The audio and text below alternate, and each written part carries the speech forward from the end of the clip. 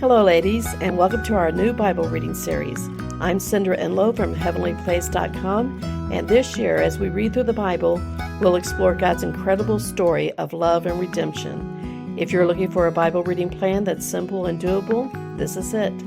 So let's get started and discover the heart of God together, one chapter at a time. Hello, ladies, and welcome back to our one-year Bible reading plan. We are going to be mixing things up a little bit today. This is week 20, but we're going to do the reading for day 2 and day 3. And one of the reasons we're doing this is because I am a day behind, but also day 2 is only a few minutes long. So we're going to tack that on to day 3, combine these 2 days and catch up just like that. So we're going to be reading 5 chapters of Psalms and then 2 or 3 chapters of 2 Samuel.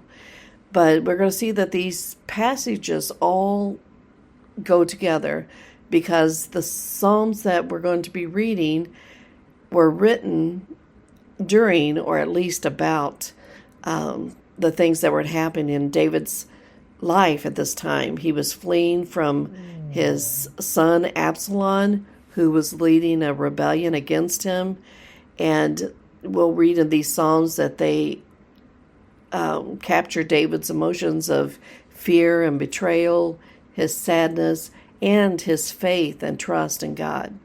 We'll see that in 2 Samuel, David flees from Jerusalem. He's, of course, heartbroken over Absalom's betrayal. He finds out that one of his major counselors, Ahithophel, sides with Absalom. So in the process, he asks another advisor, Hushai the Archite, to remain in Jerusalem as kind of a spy. And this works out well for David because Ahithophel gives Absalom sage advice, but Hushai counters that advice, and Absalom decides to follow Hushai, which leads him to his demise. So there's a lot of things going on in these chapters. We see that David's heart still is with his son Absalom, even though he's betrayed by him. But David's captain of the army, Joab, and others take care of Absalom against David's request. So we'll see that this whole conflict does end tragically when Absalom is killed, and it will end with David's brokenness. But here's where we see the heart of God. We see God even when betrayal comes from those closest to us, that God remains steadfast. He hears our cries, He sees our pain, and He's always working behind the scenes, even using the loyalty of friends to protect us when we feel surrounded. There are things going on in our lives we don't see and may never know how God is working in our lives to make all things work for our good and His glory. Okay, let's get started. We're going to start with the Psalms 4, 12, 13, 28, and 55, and then 2 Samuel chapters 16 through 18. Psalm 4. Answer me when I call, God of my righteousness. Give me relief from my distress. Have mercy on me and hear my prayer. You sons of men, how long shall my glory be turned into dishonor? Will you love vanity and seek after falsehood? But know that Yahweh has set apart for Himself him who is godly. Yahweh will hear when I call to Him. Stand in awe and don't sin. Search your own heart on your bed and be still. Offer the sacrifices of righteousness. Put your trust in Yahweh. Many say, who will show us any good? Yahweh, let the light of your face shine on us. You have put gladness in my heart more than when their grain and their new wine are increased. In peace I will both lie myself down and sleep, for you alone, Yahweh, make me live in safety. Psalm 12. Help Yahweh, for the godly man ceases, for the faithful fail from among the children of men. Everyone lies to his neighbor. They speak with flattering lips and with a double heart. May Yahweh cut off all flattering lips and the tongue that boasts, who have said, with our tongue we will prevail. Our lips are our own. Who is Lord over us? Because of the oppression of the weak and because of the groaning of the needy, I will now arise, says Yahweh. I will set him in safety from those who malign him. Yahweh's words are flawless words, as silver refined in clay furnace, purified 7 times. You will keep them, Yahweh. You will preserve them from this generation forever. The wicked walk on every side, when what is vile is exalted among the sons of men. Psalm 13. How long, Yahweh, will you forget me forever? How long will you hide your face from me? How long shall I take counsel in my soul, having sorrow in my heart every day? How long shall my enemy triumph over me? Behold and answer me, Yahweh my God. Give light to my eyes, lest I sleep in death, lest my enemy say, I have prevailed against him, lest my adversaries rejoice when I fall. But I trust in your loving kindness. My heart rejoices in your salvation. I will sing to Yahweh, because he has been good to me. Psalm 28. To you, Yahweh, I call. My rock, don't be deaf to me, lest if you are silent to me, I would become like those who go down into the pit. Hear the voice of my petitions when I cry to you, when I lift up my hands toward your most holy place. Don't draw me away with the wicked, with the workers of iniquity who speak peace with their neighbors, but mischief is in their hearts. Give them according to their work and according to the wickedness of their doings. Give them according to the operation of their hands. Bring back on them what they deserve, because they don't respect the works of Yahweh, nor the operation of his hands. He will break them down and not build them up. Blessed be Yahweh, because he has heard the voice of my petitions. Yahweh is my strength and my shield. My heart has trusted in him, and I am helped. Therefore my heart greatly rejoices.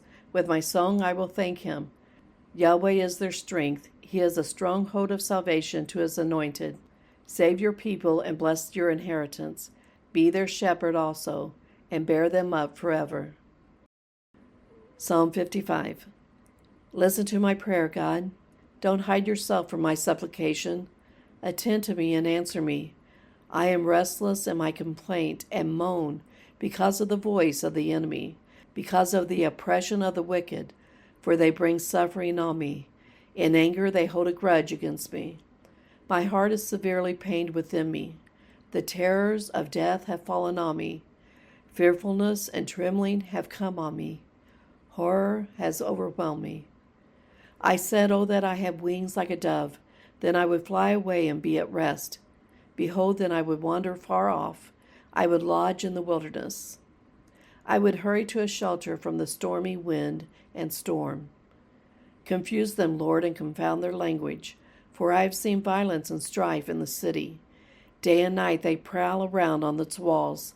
Malice and abuse are also within her. Destructive forces are within her.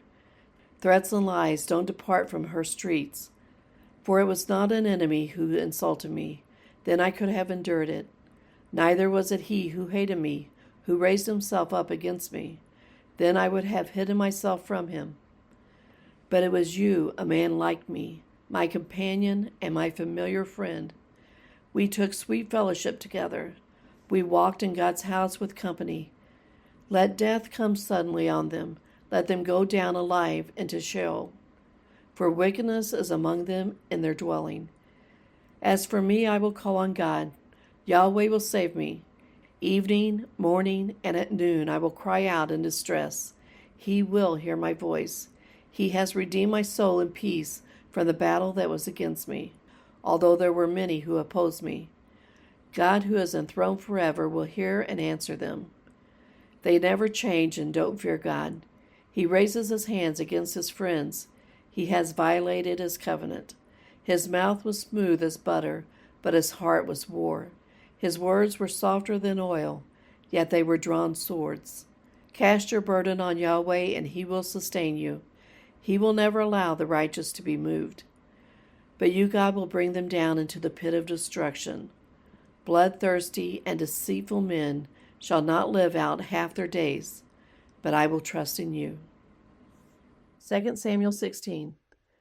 When David was a little past the top, behold, Ziba the servant of Mephibosheth met him with a couple of donkeys saddled, and on them 200 loaves of bread, and 100 clusters of raisins, and 100 summer fruits, and a container of wine.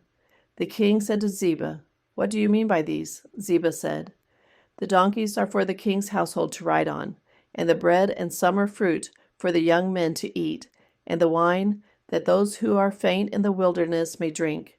The king said, "Where is your master's son?" Ziba said to the king, "Behold, he is staying in Jerusalem, for he said, 'Today the house of Israel will restore me the kingdom of my father.'" Then the king said to Ziba, "Behold, all that belongs to Mephibosheth is yours." Ziba said, "I bow down. Let me find favor in your sight, my lord, O king." When King David came to Bahurim, behold, a man of the family of Saul's house came out, whose name was Shimei, the son of Gera. He came out and cursed as he came. He cast stones at David and at all the servants of King David, and all the people and all the mighty men were on his right hand and on his left. Shimei said when he cursed, be gone, you man of blood and wicked fellow. Yahweh has returned on you all the blood of Saul's house, in whose place you have reigned. Yahweh has delivered the kingdom into the hand of Absalom your son. Behold, you are caught by your own mischief, because you are a man of blood. Then Abishai the son of Zeruiah said to the king, "Why should this dead dog curse my lord the king? Please let me go over and take off his head." The king said, "What have I to do with you, you sons of Zeruiah? Because he curses, and because Yahweh has said to him, 'Curse David,' who then shall say, 'Why have you done so?'" David said to Abishai and to all his servants, "Behold, my son, who came out of my bowels, seeks my life. How much more this Benjamite now? Leave him alone and let him curse, for Yahweh has invited him. It may be that Yahweh will look on the wrong done to me, and that Yahweh will repay me good for the cursing of me today." So David and his men went by the way, and Shimei went along on the hillside opposite him and cursed as he went, threw stones at him, and threw dust. The king and all the people who were with him arrived weary, and he refreshed himself there. Absalom and all the people, the men of Israel, came to Jerusalem, and Ahithophel with him. When Hushai the Archite, David's friend, had come to Absalom, Hushai said to Absalom, "Long live the king!" "Long live the king!" Absalom said to Hushai, "Is this your kindness to your friend? Why didn't you go with your friend?" Hushai said to Absalom, "No. But whomever Yahweh and this people and all the men of Israel have chosen, I will be his, and I will stay with him. Again, whom should I serve? Shouldn't I serve in the presence of his son? As I have served in your father's presence, so I will be in your presence." Then Absalom said to Ahithophel, "Give your counsel what we shall do." Ahithophel said to Absalom, "Go in to your father's concubines that he has left to keep the house. Then all Israel will hear that you are abhorred by your father. Then the hands of all who are with you will be strong." So they spread a tent for Absalom on the top of the house, and Absalom went in to his father's concubines in the sight of all Israel. The counsel of Ahithophel, which he gave in those days, was as if a man inquired at the inner sanctuary of God. All the counsel of Ahithophel was like this, both with David and with Absalom. 2 Samuel 17.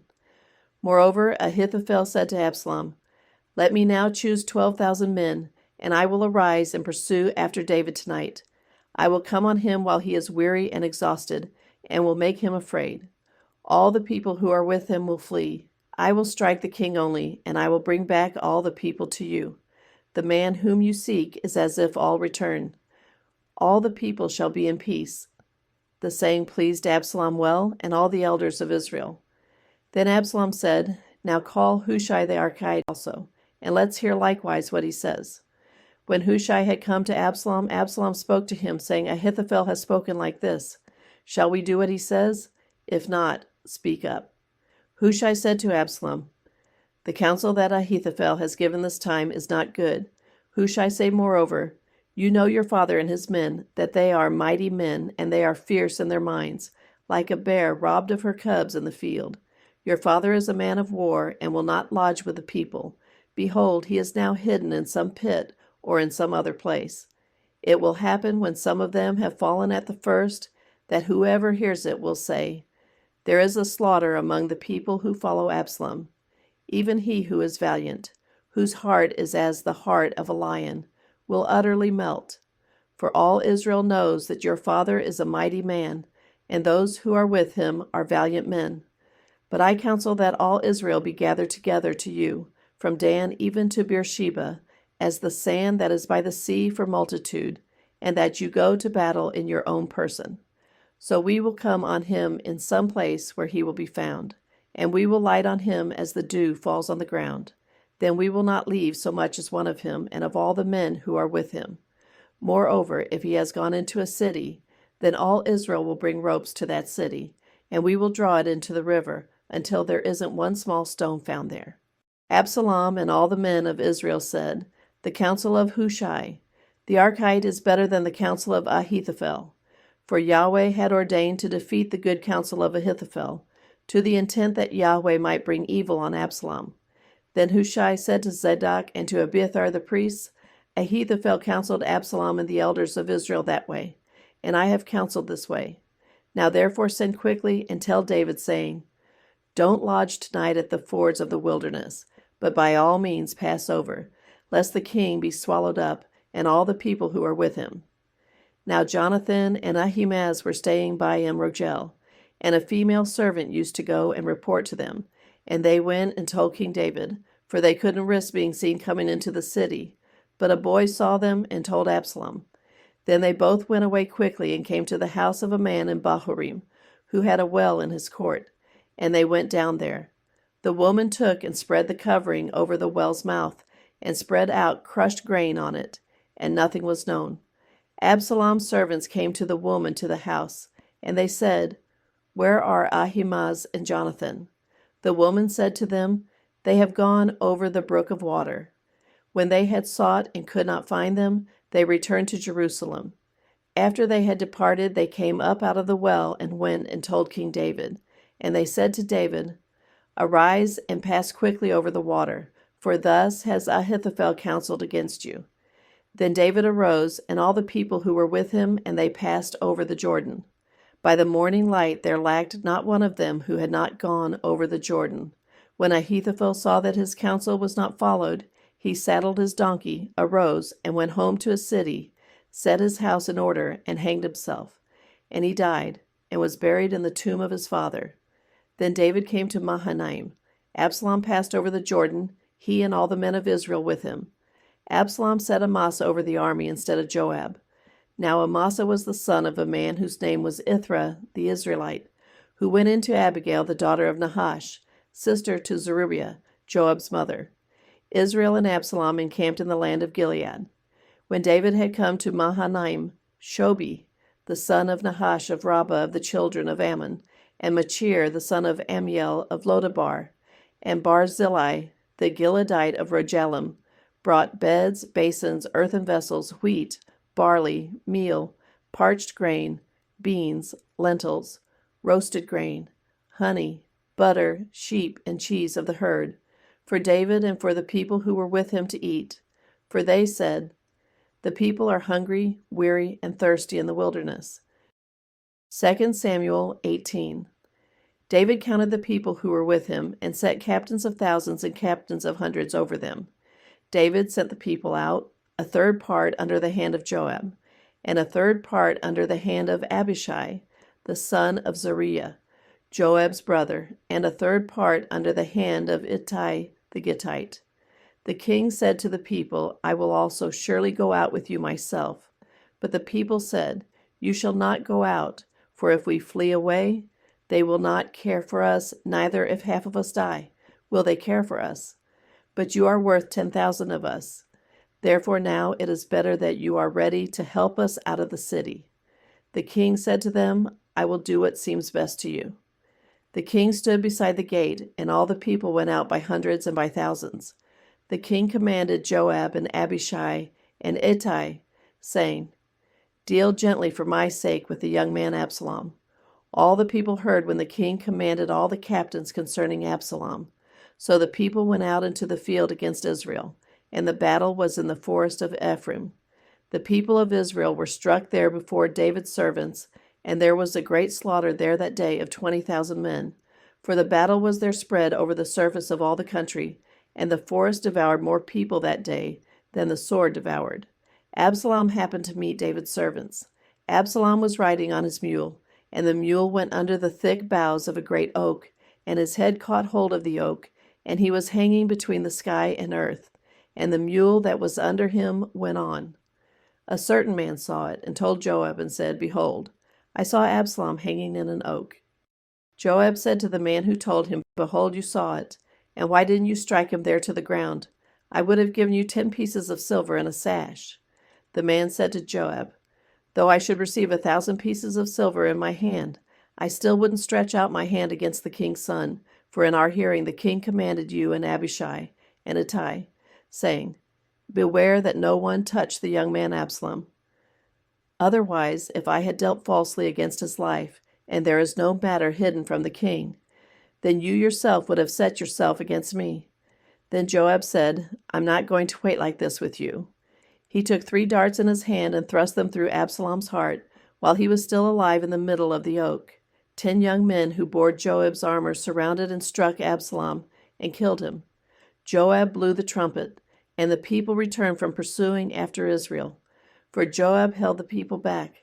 They took Absalom and cast him into a great pit in the forest, and raised over him a very great heap of stones.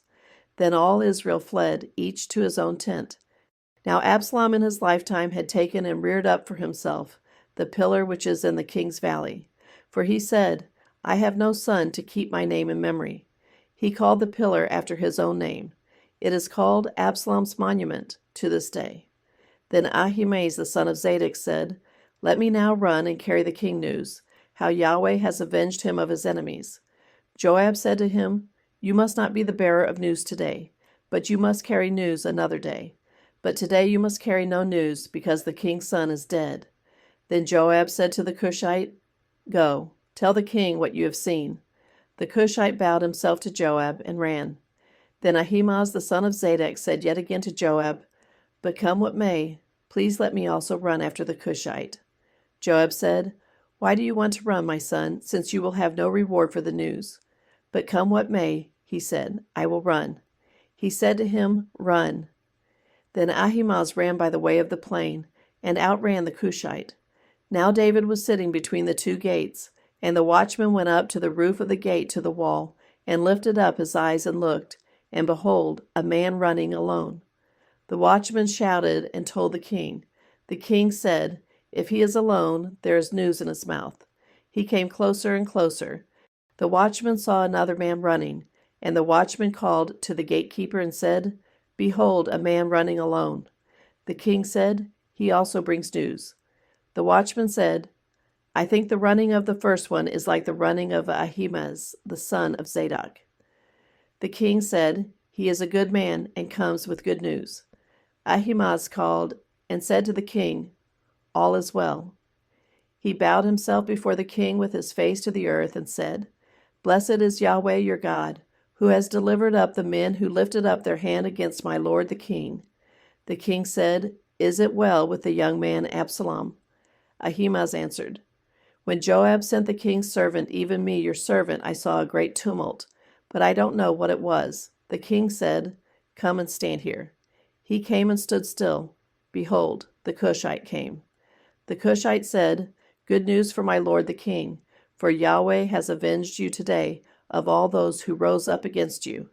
The king said to the Cushite, Is it well with the young man Absalom? The Cushite answered, May the enemies of my lord the king, and all who rise up against you to do you harm, be as that young man is. The king was much moved, and went up to the room over the gate and wept. As he went, he said, My son Absalom, my son Absalom, I wish I had died instead of you, Absalom, my son, my son.